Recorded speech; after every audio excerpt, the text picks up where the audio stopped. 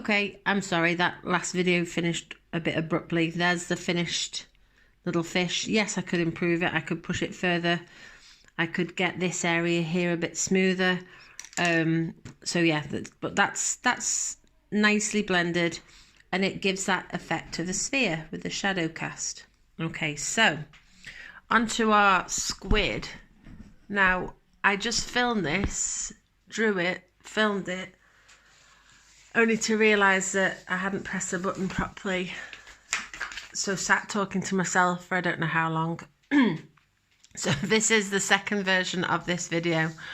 So I'm slightly tired of squids, but never mind. What I thought this time around though, actually by doing the video twice, is that I can show you a comparison. So this is what I would class as just regular colouring in. It's neat, it's tidy, but it's definitely not sexy. Okay, it's just average colouring in. So that's that, but we want to get it to this kind of effect. Where is it? There, no, that was that one. Okay, so we want all these lovely 3D tones going on to make it really pop like our pufferfish. So back to the basic, rather than you sit and watch me colour that first stage in, I can do from now on. If you hear any strange noises, it's my dog sulking because I'm not paying him all the attention. Okay, so the first thing I want to do is build up tones on that purple to make it look more 3D. So this is going to be what I class as a light pressure. So from the outside edge, I'm going to build up a middle pressure, and then I'm going to stop around there because this area here is where I want my highlight to be. So I'm going to do middle pressure, and then to blend it out, I kind of do this circle motion. And that makes it nice and soft. So we don't want this and then that. We don't want a stripe and a stop. So I've got to work round blending that in. Okay, I don't want you to have to watch me do that. I'm going to come round this edge and I'm going to come round that edge. So I'll pause you and then I'll get that done. Hang on. Okay, so I've coloured those edges in, and I forgot I'd done my spots before. I'm going to come to them shortly. This area here, I want that to look like it can, like we could almost shove our finger down it. We wouldn't, because that would be cruel to the squid. So I go heavy on that, and then I blend it outwards. Okay, like this. I have actually got a pink pencil here, and I can just smooth that in with some pink tones. But if you haven't, that's okay. Just take it out to lighter. Having a lighter colour like this pink means that you could actually use that as like a little blending stick to go over your colours a bit smoother. Right, let's address this area. I've got yellow. The yellows need tones. We've discussed in a previous video that black isn't always the best option. So I'm going to go in with my brown. But I want to match up this band here. I don't want to just colour the whole thing in with a shadow. It needs to match the purple area where the shadow is. So something like that. And it just comes out into the highlight there. Same for this dot or spot. That one can be a little browner. These I leave because they're in the highlight area. This one needs shading round, softening up, circle again, to build it up very gently, layer by layer, and round to some brown there. In fact, this one I'm going to circle, and then I'm going to get my yellow back. Always pick the lightest colour if you've got a bit of extra blending to do. Okay, and then this one all needs to be a nice golden browny yellow colour.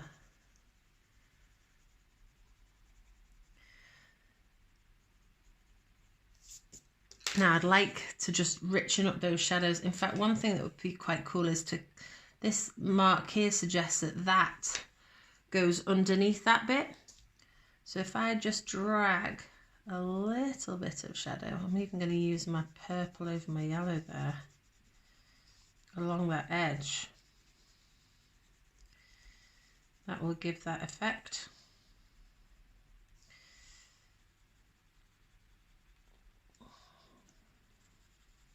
Okay, that now looks like it's going to tuck under there. What next? Oh yeah, just want a bit more drama around those edges. You do like the before and after. Yeah, so I go for my darker blue pencil. Let's give it a little sharpen. It's gone a little bit blunt. It's not very good for an art teacher to have a really rubbish pencil sharpener, but hey ho. So here I've just gone over my line, which is going to annoy me. I wonder if it'll rub out. Probably not. A little bit. It's because I was rushing. So just extra, but again, we're trying not to have a stripy line, so you've got to blend it out. So another option there would be put it down gentle. Here I'm pressing hard, but then as I come out from the line, I lift my pressure up, lift the pressure up. And then I can go back with the purple, which is the lighter colour, circle, circle, blend over. Okay, so I'm going to do that here, and I'm going to, well, I'll do that on camera now. Just in that bottom bit there, not right up to the edge, because I want it to look like it curves out a bit like a petal. And then purple to circle, circle, blend. And I can just cheeky press on again there, still with the blue. Okay, let's get a little bit closer. Right, I'm just going to do that other side and then I'll be back. Okay, so as I talked about before, I've gone extra heavy here. Could go a bit darker there actually, if I just get my brown for that edge. And then all this kind of scratchiness, if I swap to a pinker, lighter colour, if I just do one little area, just very gently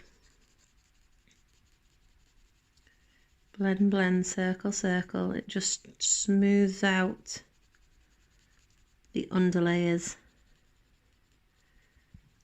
But I'm not going to do the whole thing, but you can just see there, a bit smoother, isn't it?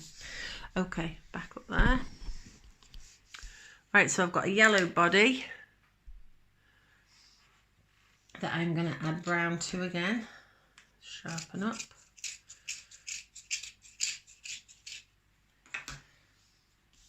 And this one, I just want to continue with that rounded effect.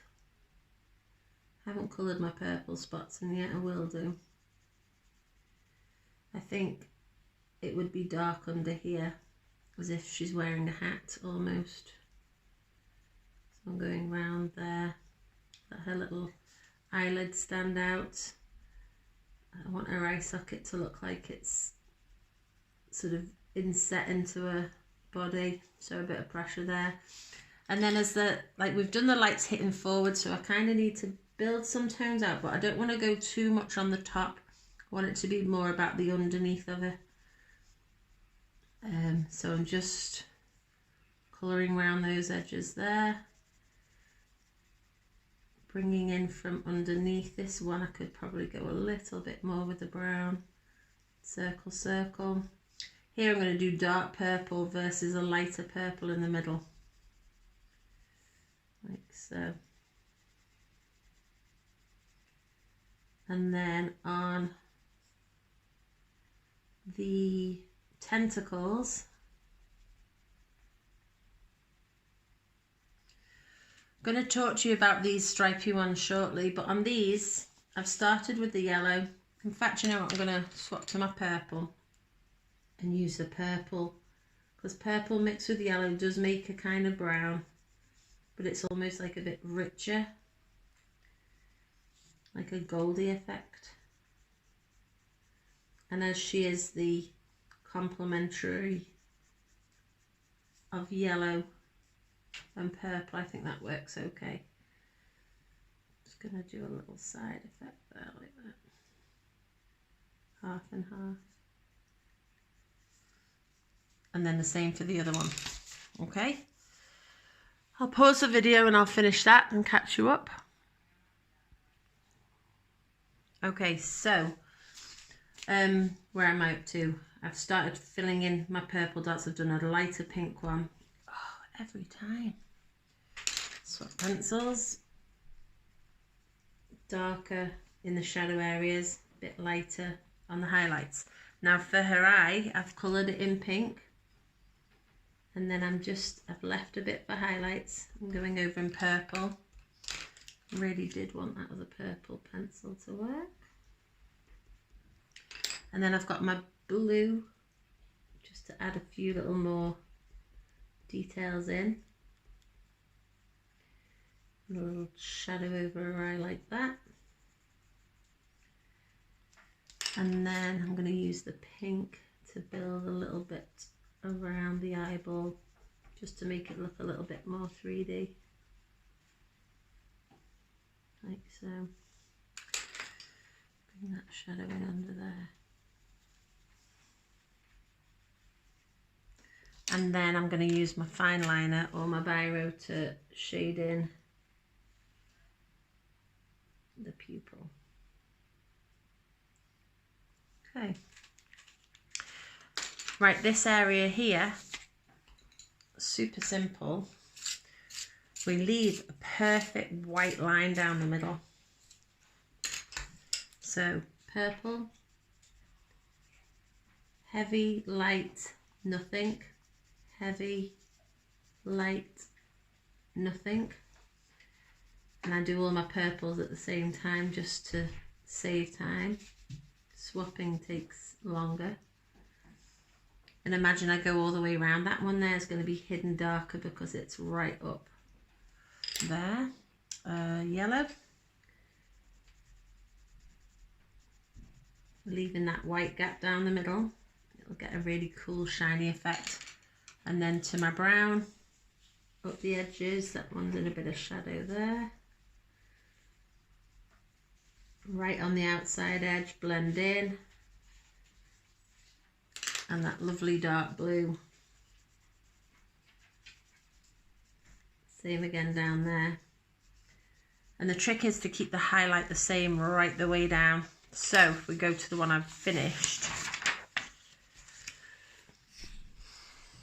Okay. Now on this one, forgot to do my shading in to do the cast shadow. So I'd need to go back and finish that one. But you can see the highlight on those tentacles. So I didn't do quite as dramatic a highlight because I didn't leave the white on these. I went for light and dark, light, middle dark. But on that one, the drama of the white highlight looks really cool. Right, we've got turtle left to do. So there's one more video. But I'm going to record it now, but I want you to do the turtle next week. Or this is going to be a 2-week task. I'll explain that when I first speak to you. So it might be that you watch this video the week after.